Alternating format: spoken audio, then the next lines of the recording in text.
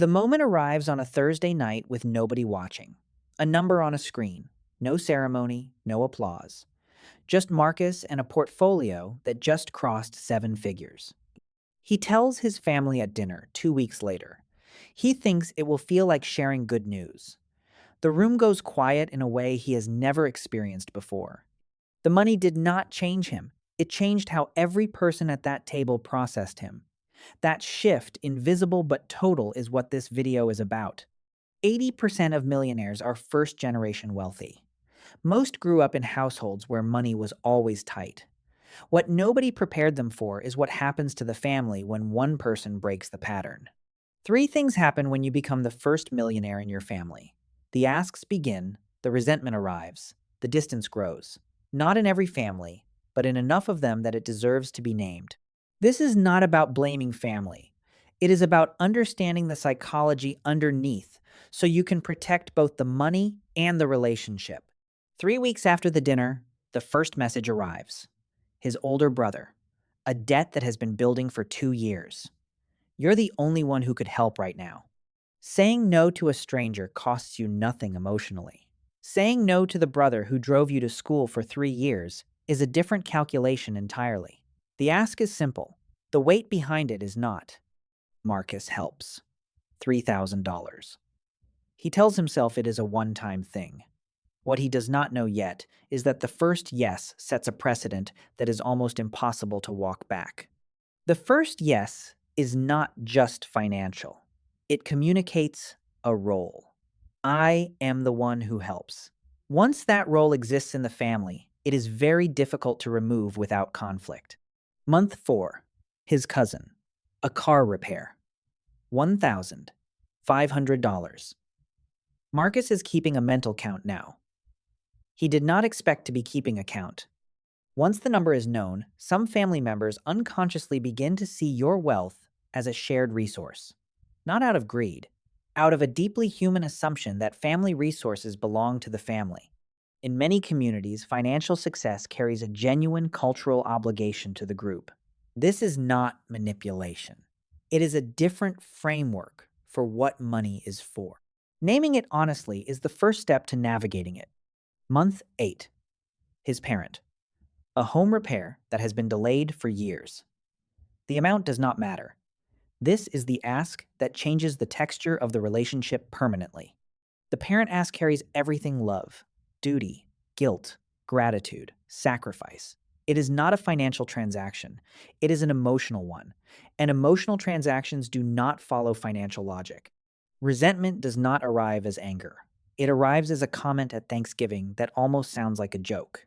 Then another at Christmas. Then a silence that replaces where warmth used to be. Must be nice.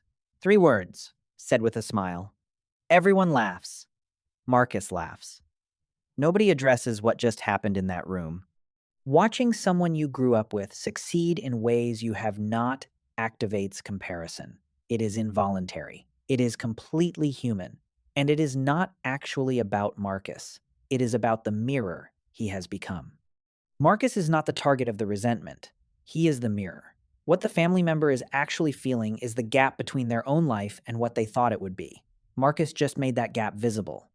By month 14, Marcus starts finding reasons not to attend certain gatherings. He tells himself he is busy. The truth is, he does not want to absorb another comment. He will spend 3 days processing. Withdrawal is not arrogance. It is a protection mechanism. Every gathering now carries requests, comparisons, and comments that simply did not exist before the money. The isolation feels safer.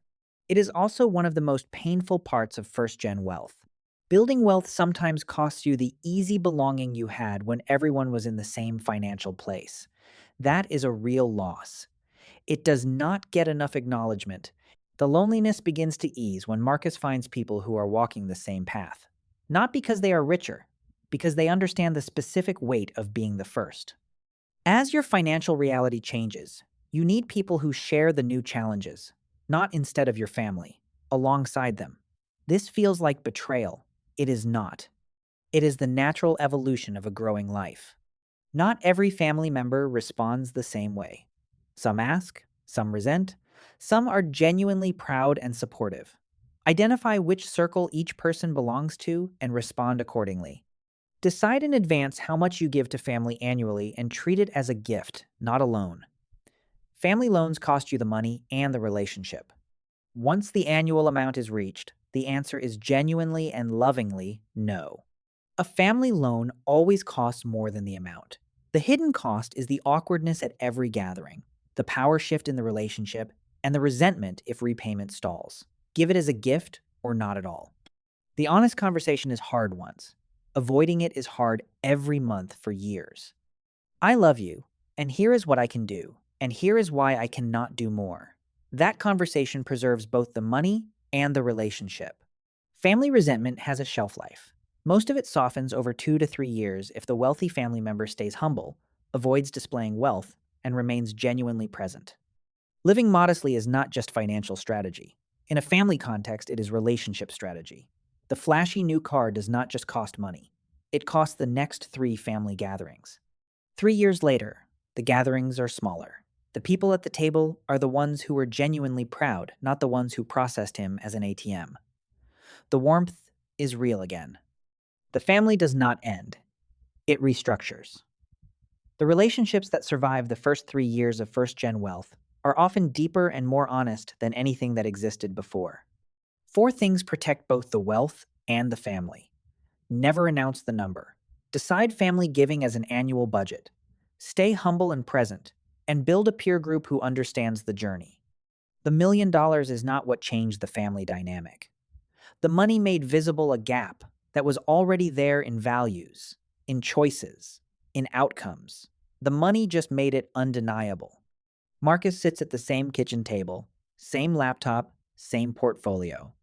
But 3 years of navigating something nobody prepared him for have made the number mean something completely different than it did on that first Thursday night.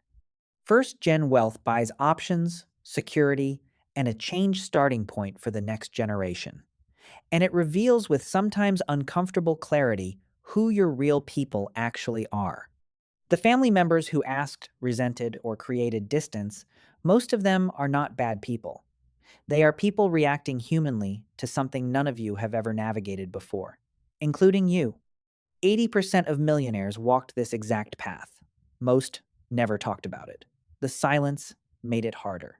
You are not the first person to sit at a family dinner that changed when the number became known. Subscribe to Wealth Construct.